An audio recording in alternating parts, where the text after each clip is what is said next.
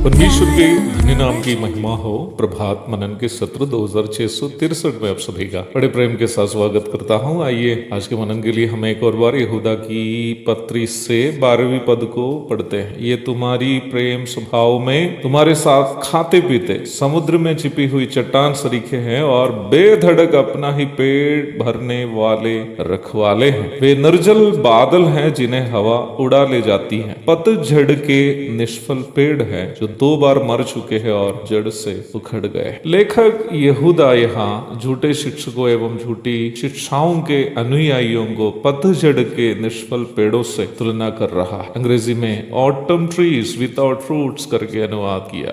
Autumn season अथवा शरद काल में कई पेड़ अपने पत्ते को गिराते, परंतु किसानों के लिए, विशेषकर इसराइल के किसानों के लिए ये एक महत्वपूर्ण समय भी है। इसराइल में शरद ऋतु में वहां के कई महत्वपूर्ण फल वृक्ष जैसे खजूर, जैतून, अंजीर, अनार, सेब आदि भरपूरी से फल देते हैं। इसराइल के गलीली, गोलान पहाड़ी क्षेत्र आदि जगहों में भरपूरी से सेब की खेती होती है। शरद ऋतु एक प्रकार कहने से साल का सबसे उत्तम समय है। गर्मी भी ज्यादा नहीं, ठंड भी ज्यादा नहीं। हमारे इंडिया में अक्टूबर और नवंबर के महीने इसी मौसम के होते हैं। इसराइल का मौसम भी लगभग इसी प्रकार के है जैसे उत्तर भारत के अक्टूबर और नवंबर का मौसम। इस समय इसराइल में किसान के लिए खुशी का समय है, क्योंकि उनके लिए ये कटनी का समय है, टाइम ऑफ हार्वेस्ट। किसान उस समय ये उम्मीद करता है कि वृक्ष से उसका कुछ लाभ मिलेगा। पर यहाँ ध्यान दीजिएगा, यहूदा यह झूठे शिक्षकों को उन पेड़ों से तुलना कर रहा है जो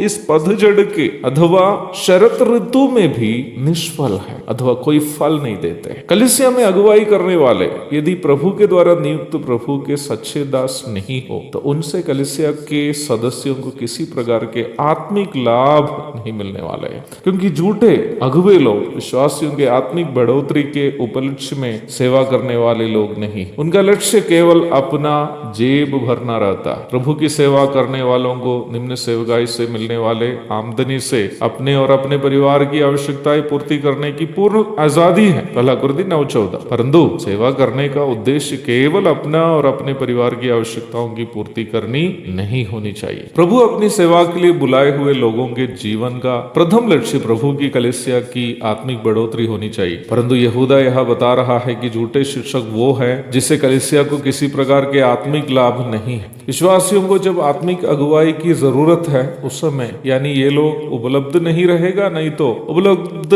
रहने से भी विश्वासियों को किसी प्रकार का मार्गदर्शन वचन से ये लोग नहीं दे पाए। विश्वासियों से हो या अगुओं से आत्मिक फल तब निकलते हैं जब उनका प्रभु के साथ एक दैनिक व्यक्तिगत आत्मिक संबंध रहता है। प्रभु यीशु मसीह ने कहा, तुम मुझ में बने रहो और मैं तुम में। जैसे डाली यदि दाखलता में बनी ना रहे तो अपने आप से नहीं फल सकती, वैसे ही तुम भी यदि मुझ में बने ना रहो तो नहीं फल सकते। मैं दाखलता हूँ, तुम डालियां हो। जो मुझ में बना रहता है और मैं उसमें, वह बहुत फल फलता है, क्योंकि मुझसे अलग होकर तुम कुछ भी नहीं कर सकते। यूहन्ना अध्याय 15 पद 4 और 5। परमेश्वर के वचन के अनुसार परमेश्वर के साथ यीशु मसीह के द्वारा हमारा संबंध ही जीवन है। हम तभी जीवित हैं जब हमारा संबंध परमेश्वर के पिता के साथ यीशु मसीह के द्वारा सुदृढ़ हो। यूहन्ना 10:28, 11:25-26, 14:6 आदि पदों को पढ़िएगा। यदि कोई प्रभु के साथ संबंध में नहीं हो तो वचन के अनुसार वह व्यक्ति मरा हुआ व्यक्ति किसी प्रकार के फल उत्पादन नहीं कर सकता। यहूदा यहाँ झूठे शिक्षकों के वक्ताओं को और उसे पालन करने वालों 2 बार मरे हुए और जड़ से उखड़े हुए वृक्षों से तुलना किया जो शरद काल में भी फल नहीं दे पाते। जड़ से उखड़ने का मतलब है उस प्रभु के साथ उसके किसी प्रकार का संबंध नहीं। मुझे सुनने वाले प्रिय भाई बहन, वचन की सही शिक्षा सीखने और पालन करने का महत्व को यहूदा यहाँ हमें याद दिला रहा है, क्योंकि वचन की सही शिक्षा से ही हम आत्मिक रूप में बढ़ सकते हैं और तब ही प्रभु के लिए कुछ फल हमसे निकलेगा। एक और शुभ दिन की धन्य कामनाओं के साथ आज का मनन में समाप्त करता हूँ। प्रभु आप सबको आशीष दे।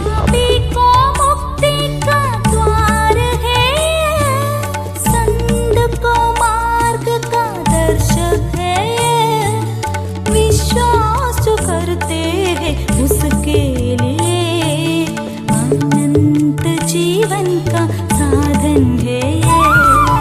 ये है वचन, प्यारा वचन, यीशु मसीह का प्यारा वचन। ये है वचन, प्यारा वचन, यीशु मसीह का